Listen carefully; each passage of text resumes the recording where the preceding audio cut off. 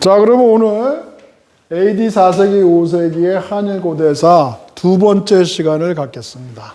예. 좀 힘드시겠지만, 제가 지금 아주 쉽게 요약 강의를 하고 있습니다. 요약 강의. 그러니까, 여러분들이 조금만 졸지만 않으시면은 다 이해가 될 거예요. 자, 아까 우리가 이제 칠지도의 비밀까지 얘기를 했는데, 여러분들 일본 서기를 보면요, 이 외열도가 아까 얘기한 대로 비류계가 가서 지키고 있는데, 아까 문해숭리가 가서 또 배신을 하고, 또 여러 가지로 이게 완전히 얘네들이 온족의 백제 근초강 때 항복을 완전히 안 하고 있는 상태에 계속 저항하고 있는 거예요. 그거는 우리가 이해할 수가 있죠. 왜? 혈통이 좀 다르고, 또, 우리가 아까 맨 처음에 우리가 얘기가 좀 빠졌지만, 고주몽이가 60살 되던 해, 예부인하고 졸본부의 전에 예부인하고 유리태자가 아버지를 찾아옵니다. 그런데 이 사람은 이미 소선호라고 하는 족장 부인하고 결혼을 해서 고구려를 세우고 있었거든요. 그런데 새로운 먼저 자식하고 부인이 오니까 그 예부인을 왕으로 본초로 세우고 유리태자를, 태자라는 거는 다음에 왕위를 잇는 사람 아니에요. 그러니까 소선호하고 비류하고 온조가 붕진 거예요, 이거는. 외부에서 온 사람이. 그래서 두 사람 사이에 서로 싸움이 일어납니다. 그래서 고주몽이 60세에 죽고, 죽자마자 유리태자가 유리왕이 됩니다. 그래가지고 소선호, 비류, 온조를 치려고 하니까 졸본부여에서 소선호하고 비류, 온조가 이 대방 있는 금주 쪽, 이런 요소 지역 쪽으로 도피해서 나옵니다. 그런데 여기에서 이제 또 온조가 떨어져 나가요. 십제로. 나는, 왜? 아버지가 다르다고 그랬죠? 소선호가 어머니로 갔고, 비류는 우리나라에서 우태라고 그러는데 우이의 아들이고, 온조는 고추목, 주몽의 아들이었단 말이에요. 그러니까 동복 형제예요, 동복. 우리가 그래서 삼국사기를 보면 동복아우 이런 얘기들이 많이 나와요. 그랬는데 온조는 뭐예요? 아버지가 고추모거든요, 고주모. 근데 어머니하고 싸우다 죽었잖아요, 아까. 그러니까 이 사람도 떨어져 나가는 거야. 그래서 온조 십제라는 게 나와요, 삼국사에. 온조 십제로 떨어져 나가니까 소선호가 화가 나잖아요. 고주몽이한테도 배신당했는데 그 씨앗인 온조도 떨어져 나가요. 그러니까 위례성을 치러 가다가 소선호가 죽습니다. 그러기 때문에 그 밑에 온조계하고 비류계는 서로 왕권을 두고 치열하게 싸웠단 말이에요. 이게 왜 형제끼리 싸우느냐 그러는데, 이 앞에 히스토리가를 좀 다시 모르는 사람이 있어서 다시 제가 얘기해 드린 거예요. 자, 그래서 지금 이제 온조 근초고왕이 내가 볼 때는 굉장히 다혈질이었던 것 같아요. 왜 그러냐면요. 지금 우리 장로님 두 분이 70대 후반이라고 그랬는데, 지금 여기 한반도에서 지금 정권을 잡고 있어. 그런데 외열도에 동복 계통이 비류계가 반항을 한다. 그런데 나이가 71세거든요. 근데 지금같이 KTX 타고 가는 것도 아니고 목선 타고, 출렁이다가 언제 죽을지도 모르는데, 그래가지고, 외열도를 들어가가지고, 그걸 치러 가는 거예요. 왜냐면 아까 자기들 자식들한테 보내고 이러니까, 아까 내가 중간에 난 게 제7지도로 침류가 갔다고 그랬죠? 두 번째. 근데 이 사람은 응신의 여동생, 그러니까 진정의 딸하고 결혼설이 있어요. 또 일본서기에 보면 뭐 하조이라는 여자랑 결혼했다. 그러면 이게 싸우러 간 게 아니라 화친하러 간 거예요. 이게 천안 매부사이가 된 거예요. 그래서 이제 그렇게 하니까 이 근초고왕이 화가 난 거예요. 근데 제가 만약에 근초고왕의 입장이라면 나도 지금 왕이 참탈을 했잖아요. 비륙의 개왕을 죽이고. 그러면 나는 이 대륙하고 한반도만 가지고 있어도 충분한 거예요. 지금 여기도 뺏었잖아요. 임나가라를. 그러면 일본에 가 있는 거는 그냥 먹고 떨어져라. 이러면 될 텐데 그 노구를 이끌고 이 요소에서 배를 타가지고 이게 어디를 거쳤는지는 모르겠지만 뭐 한반도 남부로 왔다가 뭐 대마도 거쳤다가 또 이 세토 나이카이로 해가지고 오사카까지 갔는데 제가 저번에 여기 무슨 항이 있어요? 여기 동해안인가? 여기서 울릉도까지 배를 탔는데도 막 그냥 울렁거리고 막 그냥 그것도 견고한 여객선을 탔는데도. 그런데 목선 타고 여기서 71세 된 사람이 그것도 수만 명의 그 부하를 대면 또 신경 써야 되잖아요. 그것도 관리를 해야 되면. 그럼 여기까지 이렇게 와가지고 오사카까지 갈 수 있겠어요? 갈 수 있는 사람 한번 손 들어보세요. 여기 여행사 하시니까 목선 짚고 갈 수 있겠어요? 거기까지? 안 가죠? 안 가는 게 좋죠. 그러니까 나 같으면 여기는 너희들 비류계가 가져라. 나는 여기서 그냥 장어나 구워 먹겠다. 바둑이나 두고 말년을 편하게 보내. 이래야 되는데 갑니다. 그 기록이 어디에 나와 있느냐? 이게 일본서기에 나와 있어요. 일본서기 그러니까 근초고왕이 제1차 외열도 정벌하라고 합니다. 외열도 본주죠. 본주라고 하는 건 뭐죠? 여기가 큐슈, 시코쿠, 혼슈를 본주라고 그러죠. 이 근초고왕이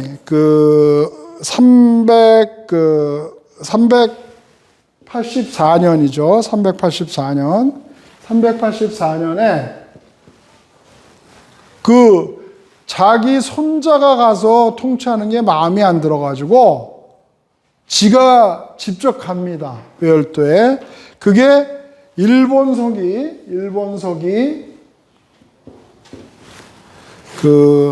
신무라는 건 일대가 신무라고 그래요. 신무라고 하는데 그 다음에 동쪽으로 정벌한다. 동정기 갑인년 기사가 있어요. 이거 다 찾아봐야 돼요. 우리나라 사람들 공부를 안 해요. 일본서기 읽지도 못해요. 일본서기 해석한 거나 읽지 원문 한자로 된 거 읽지도 못한다. 왜냐면요. 이름도 막 그냥 대초려 그냥 엄청나게 어려워요. 한문이. 그리고 은유적으로 써 있단 말이에요. 비유적으로. 누가 누구랑 만나서 화친했다. 누구랑 싸워서 목을 뱉다 이런 게 아니고 빙빙 돌려서 나무 그루가 무슨 뭐가 떨어졌다, 어쩌다, 이런 식이에요. 엄청나게 해석하기가 어려워요.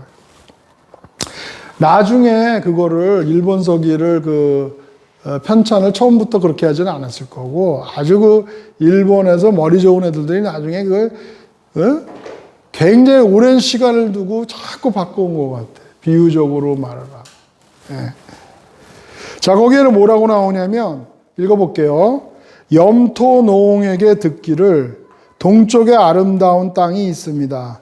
청산을 사방에 둘렀고 그 중에 또한 천반선을 타고서 뛰어내린 자가 있습니다. 그 뛰어내린 자가 요속일명, 일본 말로는 니기 하야히노 미코토라고 합니다. 요속일존. 보통 요속일이라고 그래요. 이건 존칭이고. 이게 근초고왕을 얘기하는 일본식 이름이에요.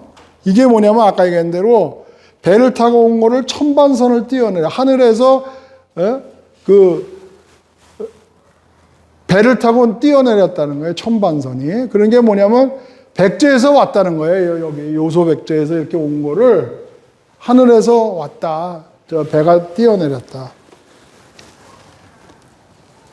그러니까 이게 뭐냐면 지금 그 진정이나 이런 애들이 외열도에 가서 계속 반항을 하니까 요소 백제에서 이 외열도에 있는 진정 세력, 그 비류계 세력을 치러 왔다는 얘기예요. 몸소. 그런데 이분이 워낙 그 네임밸류가 높잖아요. 그리고 지금 응신이나 문해숙례는 할아버지 뻘이에요. 이 근초고왕이. 아까 그 71세라고 그랬죠. 그러니까 감히 싸울 생각을 못해. 그래서 여기 오사카 쪽으로 쭉 왔으니까 거의 뭐 여기 동경 무장국 이런 데로 다 도망가요. 그러니까 싸워보지도 않고 이제 대판에서 점령하고 이렇게 있는데 문제는 이제 이 사람이 나이가 많잖아요. 그러니까 몸이 피곤할 거 아니에요. 에? 여기서 지금 남양주군 가는 것도 힘들어 죽겠는데, 에? 배를 타고 내가 볼 때는 몇 개월 걸렸을 거야. 한 6개월은 걸렸을 거예요. 그래 편하게 지금 뭐 저 좋은 호화 여객선 탄 것도 아니고 막 흔들리는 데에서 있고 또 뭐 거기 중에서 또 무슨 뭐 식량난도 있었을지 모르고 뭐 또 하극상이 벌어졌을 수도 있고 뭐 여러 가지 그 어려운 게 많았잖아요. 그런데 약간 그 가서 있는데 싸울 사람이 없고 다 도망갔으니까 그 일본에서는 그 하비키노 오사카 동쪽에 하비키노시라고 가와치국이 있었던 데가 있어요. 거기에 그 식생판이라고 하는 그런 식생판 서궁시 이런 쪽에 서궁시에 그 한 초막에서 쉬고 있었다는 거예요. 그 당시에 뭐 지금 384년 이럴 때 뭐 기와집 이런 거는 있을 수가 없겠죠. 일본 같은 데는요, 그냥 움집에서 살고 중세시대 때에도 병사들 싸우는 거 보면요, 그냥 노숙했어요. 무슨 뭐 막사가 있는 것도 아니야. 땅바닥에서 자는 거예요, 그냥. 예. 그 왕이라고 해서 특별한 막사가 있는 것도 아니고 초막이라는 게 우리 군대 있을 때 그 왜 막사 있죠? 이렇게 사병들이 쭉 자는. 근데 그 위에는 풀로 덮은 초막인데 거기서 쉬고 있었는데 그 아까 그 문해숙례라는 사람 있죠? 저 다케우치노 스쿠네 그 형칠지도를 갖고 갔던 사람이 이제 아까 뭐 배신도 했지만 이제 칠지도를 뺏겨가지고 이제는 경질됐잖아요. 외우왕에서. 그러니까 반항심이 있었겠죠. 야밤에 몰래 와가지고 그 초막에다가 불화살을 쏴서 쏜단 말이에요. 근데 이 71세의 근초고왕이 피하지를 못하고 불타서 죽어요. 시체를 찾을 수 없게. 그래서 그 우에야시의 그 고시읍이라고 하는 그런데 그 고시라는 게 이제 후루이치군인데 거기에 습능이 하나 있어요. 지금 오사카에 가면 습능이라는 거는 시신이 없는 무덤이에요. 얘네들은 그 무덤 같은 거 위대한 사람 아까 칼도 무덤에다 만들어서 놓는다고 그랬죠. 그래서 근초고왕이 불에 타서 죽었기 때문에 시신이 없는 습능이 바로 그 오사카현 지금 우에야라고 한자인데 하비키노시 고시군에 있단 말이에요. 그 능을 이런 거를 여러분들 그 일본에 가면 이런 걸 한번 봐야겠죠. 근초고왕의 능이 여기 있다는 거 이런 거를 좀 아셔야 되잖아요. 자 그래가지고 이제 아버지가 죽었어. 그런데 이제 그 아들이었던 근구수가 이제 왕이 됐어요. 14대 왕이 됐어요.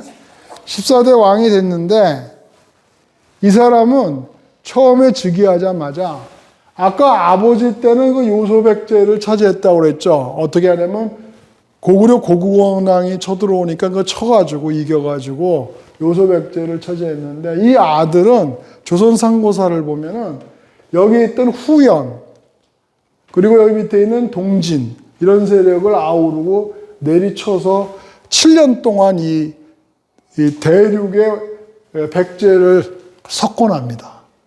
그래서 내가 금구수가 전쟁 영웅이라고 내가 얘기했죠. 싸우기만 하면 다 이겨. 뭐 중국에서 싸우든, 한반도에서 싸우든, 외열도에 가서 싸우든 다 이겨, 저거. 뭐 고구려랑 싸우든, 뭐. 그래서 저번에 얘가 그 지도 같은 거 이렇게 보여줬는데, 여기 이렇게 이 여기 그 해안 지역의 곡창지대, 여기가 다 대륙백제라는 거 지도 보여준 적이 있었잖아요. 그게 금구수 때 이루어지는 겁니다.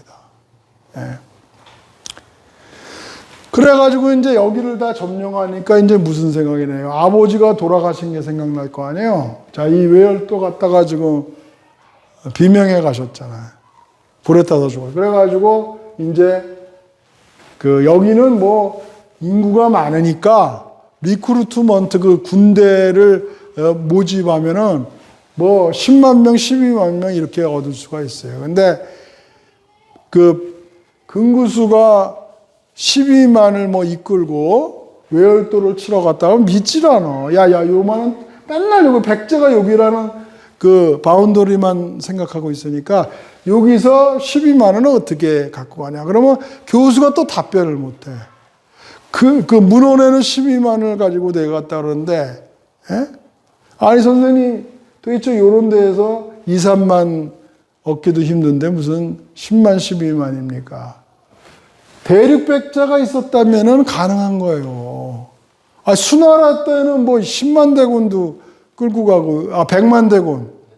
최하가 30만이고 2차로 왔을 때가 113만인가 그렇단 말이에요.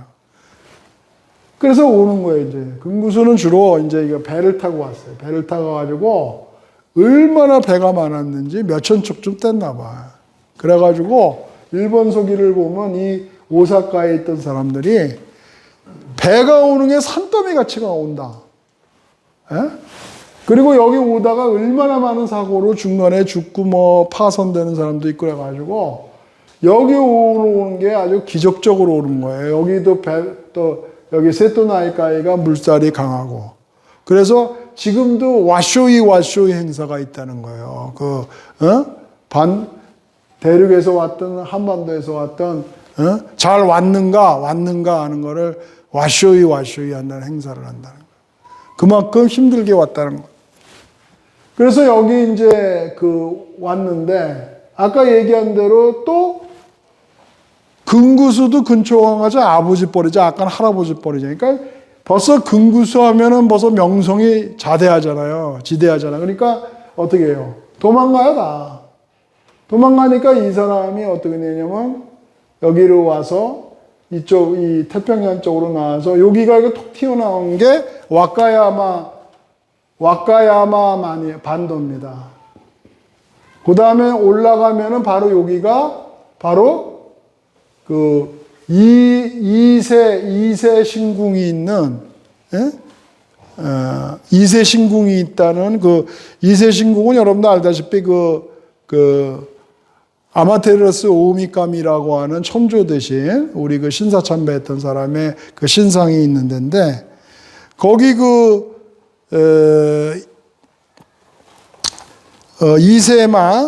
이세국이 지금은 이제 이거를 미에현이라고 합니다. 미에현. 와카야마 반도에는 기국이라는 게 있었고요. 여기에는 이세만에 있었고, 그 다음에 여기는 위로 올라가면, 여기서 이세에서 올라가면 여기가 바로 나고야입니다.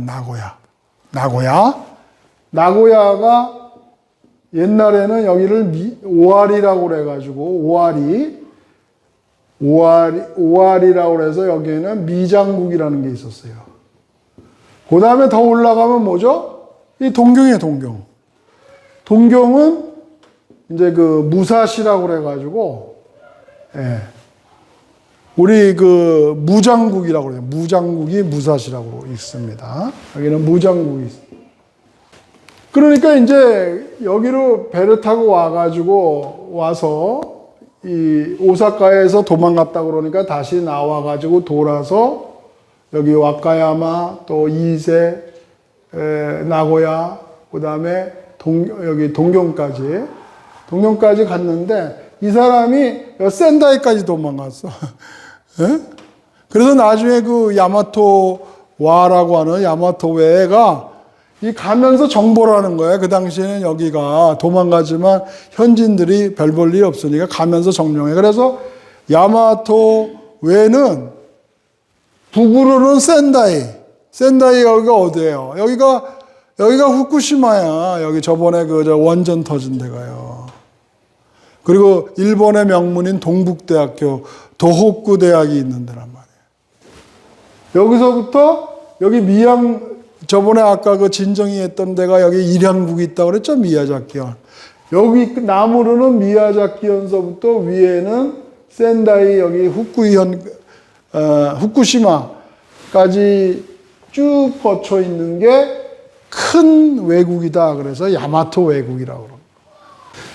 자, 그런데 여기 동경까지도 갔는데 물론 이제 싸움을 일부는 했겠죠. 무조건 도로만 가지는 않고. 그러니까 이렇게 가서 해병대 같이 상륙을 하는 거예요. 그럼 거기서 막 싸우다가 질 것 같으면 도망갔겠죠, 언제. 근데 여기서 이제 저번에 아까 얘기한 대로 제7지도를 침류가 빠뜨려요, 싸우다가. 그러다가 나중에 그게 72년도에 그 해안에서 발견돼가지고, 그걸 이제 도시기현에다가, 히데코분에다가, 그 안에다가, 모셔놨죠. 성격이 외후황으로 보내는 정치적 보검이었단 말이에요. 그게 가장 정확한. 왜? 지금 온조계하고 비류계의 싸움으로 이러는 데에서 비류계가 항복하고 갔으니까 거기를 점령해야 되잖아요. 그러니까 지금 말하면 총독 같은 사람을 파견한 거란 말이에요. 그 칠지도를 가지고. 예. 그런데 이제 문제는 몇 가지 다 무찌르는데 다 도망가니까 여기서 동경에서 이렇게 왔는데 요 나고야가 요즘도 가보면 되지만 그 나고야 많이 있어서 배를 선박하기가 좋아요. 그래서 아마 여기다가 선박을 해놨는데 그냥 여기로 와가지고 다시 이렇게 오면 되는데 응신의 형이 있었어 또. 그 응신의 형이 누구냐면 아까 내가 후쿠이현이라고 월전 에치젠이라는 데가 있다고 그랬죠. 시마네현 바로 위에 추릉구 여기를 지키고 있었단 말이에요. 그 형이 이름으로 말하면은 예전이라고 그러고 그 형 이름은 예진이라고 그래. 이게 이제 어려운 한자인데 또 이거 이렇게 이게 예진자라고 그래가지고 이거는 이제 호무스라고 읽어요. 그리고 이거는 예전 호무다라고 그래. 그래서 응시는 이름이 호무다예요. 응시는 이제 시오로 나타난 거고, 그 형은 호무스가 있었다. 그런데 이 호무스 예진이 아까 이 후쿠이현의 여기서 에치젠 국어를 하고 있었는데, 금구수가 욕심이 많아가지고 그냥 오면 되는데, 온 김에 얘도 치자, 이렇게 된 거예요. 그런데 일본에 가면 여기가 알프스라고 그래가지고 제일 험악한 데가 있어요. 여기 우리나라로 말하면 타백산맥 같은 게 하나. 그래가지고 여기 뭣도 모르고 여기를 올라가는데 그 밤길에 군대를 잘 못 봐가지고 기습을 당해요. 그러니까 금구수가 최초로 참패를 해가고 있어요. 기습을 당해서 저녁에. 그래가지고 다시 나고야로 할 수 없이 퇴각을 한 다음에 한 달포를 거기서 쉬어요. 보니까 군사도 다시 정비를 해야 되지만, 물이 안 맞아서 설사했다는 얘기 듣고 막 그런다. 그러다가 한 달 뒤에, 이제 다시 여기를, 에치젠을 치려고 그러는데, 응신이라는 사람이 지금 여기까지 도망갔다가, 한 달 반 동안 여기 있다고 그랬었잖아요. 여기, 오아리라고 하는 이 나고야. 어느새 내려와가지고, 그 책에 보면 알겠지만, 이렇게 큰 강, 금강이 있고 그 위쪽에 단생천이라고 하는 조그만 천이 있고 그 위에 불파관이라고 하는 그런 이런 지형이 있었는데 이 단생천에 우리가 을지문도 장군이 그 가죽으로 막 위에 상을 뭐 이렇게 막은 게 있잖아요. 근데 이건 그 전이야. 응신이 와서 일본 서기를 보면은 항아리 80개에 큰 물을 담아와서 그 단생천 위에다가 저수지 같이 참호를 팠어. 그 80개 항아리를 거기다 물 담겨 있다가 기다리고 있었던 거야. 그런데 왜 그러냐? 금구수는 지금 이쪽으로 가는데 그 길이 가장 가기가 좋거든, 강을 건너는 게. 그런데 이렇게 가는데 그날따라 물 한 개가 많이 껴가지고, 그리고 앞이 잘 안 보이는데 바닥이 비었다는 말이에요. 그러니까 도하기가 좋잖아요.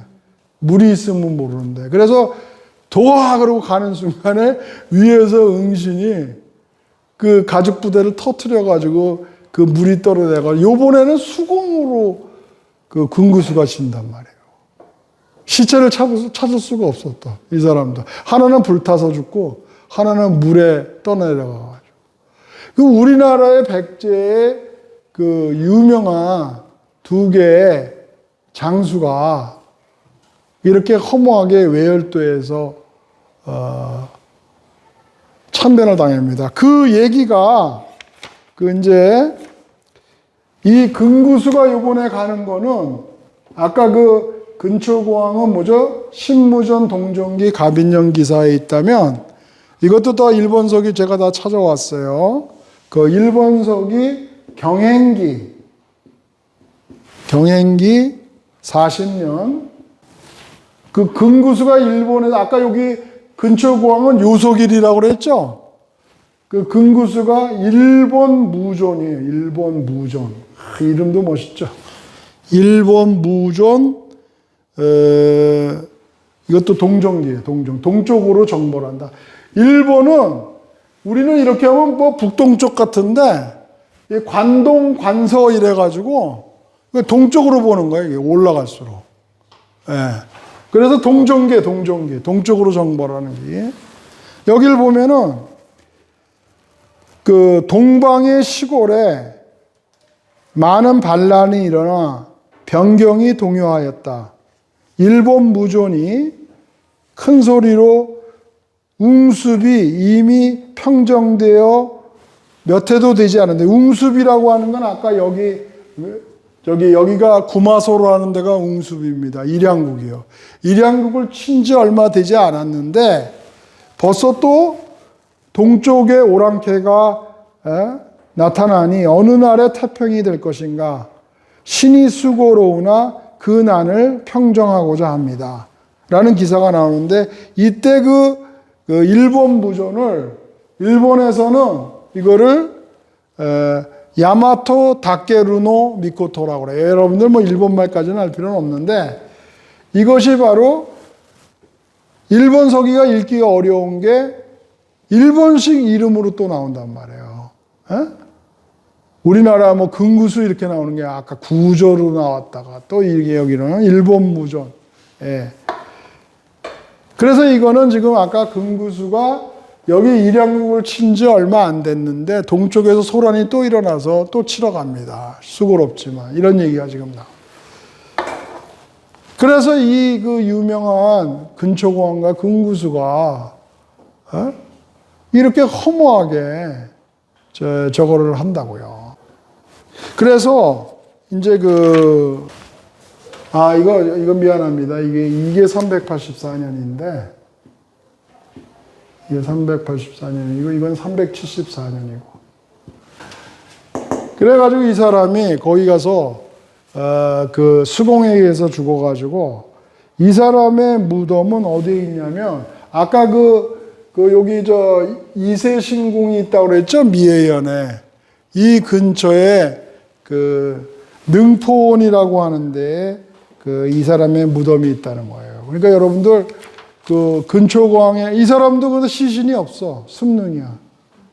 예.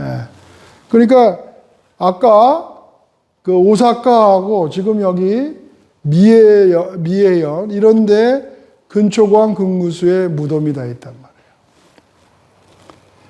자, 그러면 이제 세 번째가 누구예요? 침류죠, 침류. 침류는 왜 후황으로 갔다가 자기가 실적이 없으니까 할아버지, 아버지가 자기 대신에 싸우러 왔다가 다 돌아가신 거야. 그러니까 자식 된 도리로서 얼마나 마음이 아파요. 그래가지고 아까 여기 돌아가신 때 385년에 즉위를 해서 제3차로 그러니까 이거는 제2차라고 그랬죠. 제3차로는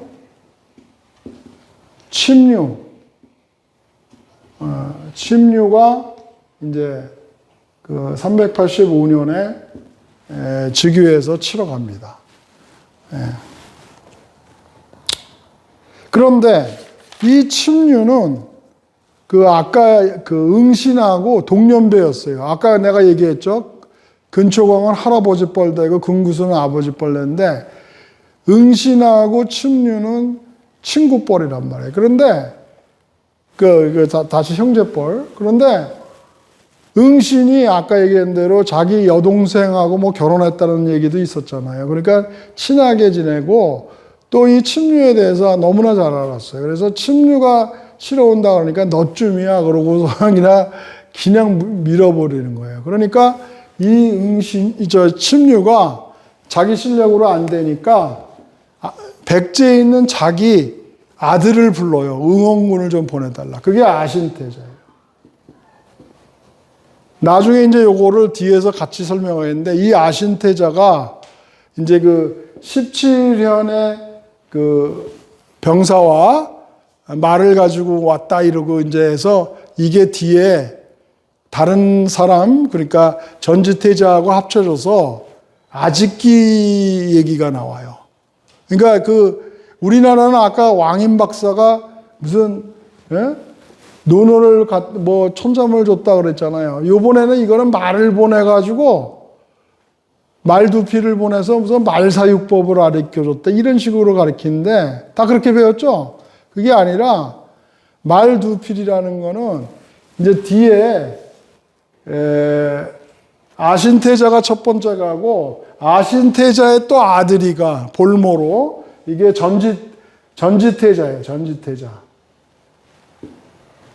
근데 일본에서는 이걸 직지라고 그래요. 직지로 읽어. 그래가지고 아직기가 돼요. 이거 직기.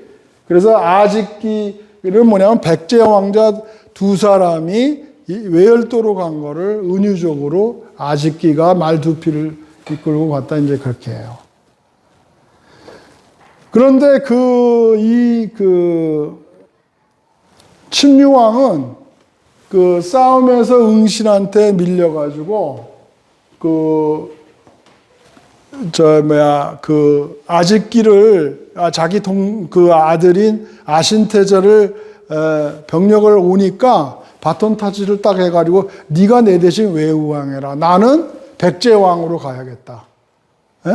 그렇게 해서 이제 가는데 요 틈새에 또 문제가 생겨. 그게 뭐냐? 그게 뭐겠어요? 그게 저거예요. 진사왕이라고 하는 침류왕의 이복동생이 있어요. 이복동생. 이 사람이 왕위를 찬탈해요. 왜? 이 사람이 백제왕으로 이렇게 쭉 있었던 게 아니라 자꾸 외열도 외후왕으로 갔다가 계속 왔다 갔다 하니까 자리를 비고 다니니까. 그래서 진사왕이 왕위를 오르니까 이제 무슨 문제가 되냐면 이 침류왕이 진사왕이 왕이 된 줄도 모르고 여기 야마구치현에 지금 풍포성이라고 있어요. 야마구치에. 이 풍포성에 와가지고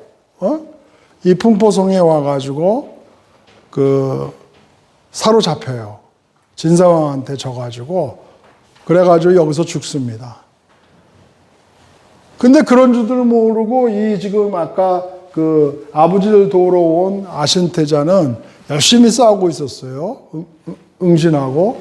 그런데 보니까 아버지가 자기는 지금 태자로서 침류왕 다음에 지금 외후왕으로 싸우다가 다시 백제로 가면 왕이 될 사람이잖아요. 근데 자기 왕의 자리를 진사왕인 삼촌이 찬탈을 했단 말이에요. 근데 그 소리를 들으니까 싸울 의지가 없어지는 거예요. 응신하고. 그래서 어떡하냐. 여기 그 바로 오사카 앞에 아와지 섬이라고 이렇게 삐쭉한 섬이 있어요. 여기에 다사성이라고 있어요. 이것도 나중에 역사기행 가야 되는데 여기가 백제의 전초기지였단 말이에요. 그래서 여기 다사성하고 대판에 있는 거하고 서로 마주보고 있었단 말이에요. 그런데 이 다사성에서 회담을 해요. 누구랑? 아신하고 응신이 서로 회담을 하는데, 자, 우리가 여태까지 할아버지서부터 근초공항하고 금무수서부터 우리 아버지 침류까지 싸운 거는 온조계가 비류계를 인정 안 한다는 거 아니야. 반항한 걸로 해서 정벌 하러 가는 거냐. 그러니까, 그런데 지금은 상황이 왕위를 찬탈한 상황이니까 389년에 여기서 389년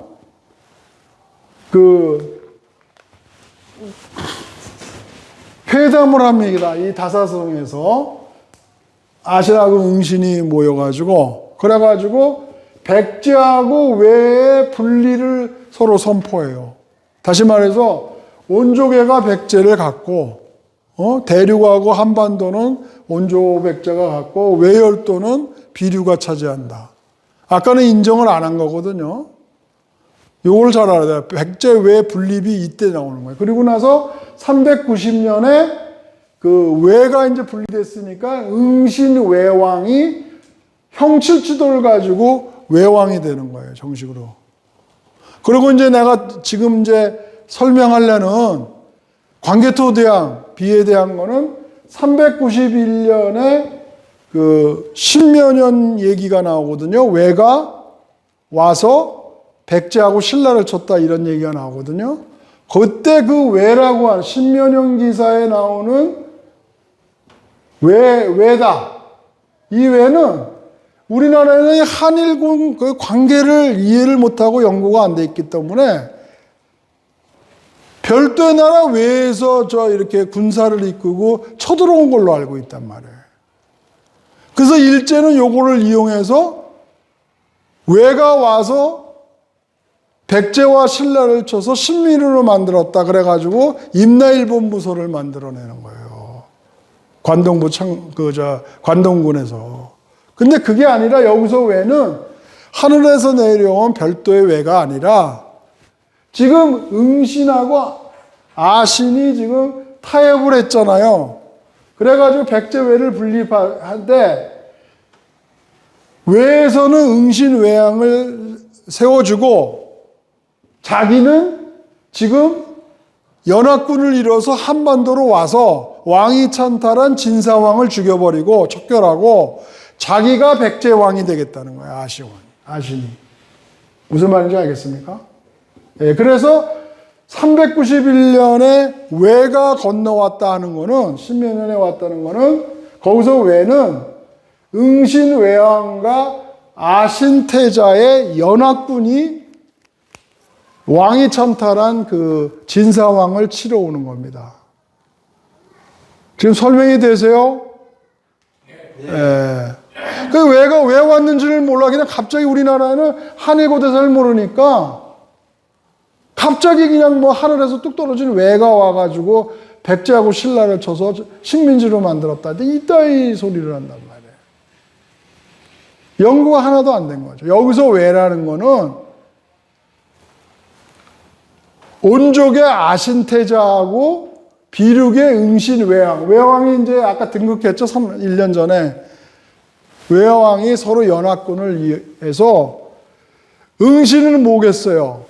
이 임나가를 차지하는 거예요. 아버지가 여기 옛날에 여기를 뺏겼었죠. 백제한테. 그러니까 여기를 줄여서 임나가라를 차지하고 아신은 진사왕 그 삼촌 왕이 천탈한 진사를 죽이고 자기가 백제왕이 되겠다. 이렇게 해서 같이 온 거예요. 예. 이거를 해석을 여태까지 우리나라에서 제대로 못하고 있어요. 이걸. 아까 칠지도 그것도 해석을 못하고 있고, 왕세자가 누군지도 모르고, 그 다음에 오히려 외왕지한테 줬다 이러고 있어요. 지금. 외왕이 그때 외가 성립도 안 했는데 무슨 외왕지가 있어요. 지가 누구냐 그러면 대답도 못해. 여기서 외라는 거는 별도의 외가 군대를 이끌고 한반도를 쳐들어온 게 아니라 이미 외에 나가서 아까 근초고왕, 금구수왕, 또 침류왕, 그 다음에 아신왕까지 지금 아신태자까지 나가 있잖아요. 그때 그 아신태자가 자기의 왕위를 삼촌 진사가 찬탈했기 때문에 그거를 제거하기 위해서 백제외 분립을 선언하고 외왕으로 응신이 올라간 거예요. 정식으로 비류계가. 그리고 자기는 백제왕이 되기 위해서 연합군을 이뤄서 그 한반도로 와서 그 진사를 치러 오는 거예요. 이 대초료는 한자가 굉장히 복잡해요. 뱁새라는 뜻이에요. 그리고 목도라는 건 부엉이에요. 그런데 일본서기를 보면 응신의 아들과 문해숙리의 아들이 있을 때 부엉이가 날아들고 뱁새가 날아들었는데 한날 한시에 났다. 이게 신기하다 이러면서 우리 서로 바꿔치기 하는 게 어떠냐 이런 얘기가 나와요. 그래서 그 얘기는 뭐냐면 응신 다음에 응신의 아들인 토도 칠왕자 목도숙리가 천왕이 되는 게 아니라 문해숙리의 아들인 대초료가 이게 15대 응신천왕이고 이게 16대 인덕천왕이 돼요. 그러니까 손이 바뀌는 거예요. 비류계에서 또 응신이 한 대 당대로 끝나고 그 다음에는 문해숙리의 아들이 인덕천왕이 된단 말이에요. 그래서 이 두 개가 오사카의 전방 후원군. 자, 이게 뒤에는 후원, 원형이고 앞은 방, 정사각형. 이게 나중에 이렇게 붙인 모양인데 이것이 세계적으로 큰 고분이 두 개가 있는 게 하나가 응신눈이고 하나 인덕눈이에요. 그런데 이거를 지금까지도 일본에서 파질 않아요. 오사카. 백제 유물이 나올까 봐. 네. 그래서 지금 이 초기에 그 야마토와를 세운 게 응신하고 인덕을 굉장히 강조하는데 거기에는 일본으로 간 아신 백제왕도 있었다. 그리고 백제왕이 이제 가니까 어떻게 돼요? 아까 볼모로 갔었던 전지태자가 있었죠? 이 사람이 백제왕으로 오는 거예요. 에? 아신이 이제 일본으로 가고. 자, 그래가지고 마지막으로, 마지막으로 이제, 이 정민연에는 이 목도숙리, 실질적으로는 응신의 아들이지만 일본서기에는 문해숙리의 아들로 나와. 이게 바꿔치기가 됐으니까. 근데 이 사람이 아버지를 대신해서 광개토 대왕을 잡겠다. 그래가지고 이번에는 어떻게 하냐면 연합군을 이끌어서 여기 대련으로 들어와요, 대련. 근데 그때 평양선이 보수하느라고 이쪽으로 옮길 때예요. 이쪽으로 오면서 여기 이쪽에 퉁구 있는 쪽에 도낭성 뭐 이런 게 있었는데 동쪽에 있는 황성이다 이거야. 도낭성. 근데 이쪽에 있는 그 호태왕 광해토대왕을 잡기 위해서 대련 쪽으로 들어와서 여기 가면 안산이라는 데가 있어요. 안산. 근데 요번에도 정보가 다 샜어. 얘네들이 연락할 때 비밀로 할 수가 없는 거예요. 전령을 보내가지고 알리는 수밖에. 근데 다 잡히는 거예요. 그래서 어떻게 돼요? 여기 이 안산에서 또 매복하고 있었어. 저번에는 아까 폐수에서 매복하고 있었죠. 그래가지고 여기서 막 치니까 그냥 뭐 오합지졸이 돼가지고 왜 연합군인데 응신같이 뭐 이렇게 강한 카리스마가 있는 것도 아니고 목도숙례라고 하는 또 장수가 있거든요. 그래서 여기서 저 갑옷 같은 거 1만 여정 뭐 각종 무기를 다 뺏겼다. 그래서 최종 전투에서 여기 응신이 지는 겁니다. 그래서 어떻게 해요? 이제 여기를 다 포기하는 거예요. 대륙하고 한반도를 보고 여기만이라도 제대로 통치해야겠다. 그래서 어떻게 돼요? 아까 얘기한 대로 요 일양국서부터 자기가 옛날에 갔었던 여기 센다이까지를 다 정보를 해가지고 이 통합된 그 일본의 그 야마토와를 세우는데 그것이 이제 425년에 송나라에서 정식으로 국제적으로 외를 인정하는 거예요. 왜? 응신을 안동대장군. 우리가 저번에 동서왕 같은 경우는 진동대장군, 또 근초고왕도 진동대장군, 이렇게, 무령왕은 영동대장군. 예? 그런데 안동대장군 응신외왕으로 칭한다, 이렇게 해서 국제적으로 공인받는 그 외가 425년에 야마토외다 이거예요. 예. 그러니까 지금까지 내 설명을 하는 거는 425년이 돼서야 비로소 일본의 전신인 외가 성립되는 건데, 그 전에 무슨 왕인 박사가 천자문을 주고 무슨 칠지도에서 무슨 외왕한테 줬느니 말도 안 되는 소리들을, 또 뭐 391년에 외가 왔는데 그게 진짜 외국이 온 것 같이 설명하고, 이런 거는 한일고대사를 전혀 모르는 무지의 소치이다 이렇게 얘기하고, 이 한일고대사가 그래서 중요한 키워드인 근초고왕, 백제근초고왕과 고구려 광개토대왕을 통해서 한일고대사의 비밀을 얘기했습니다.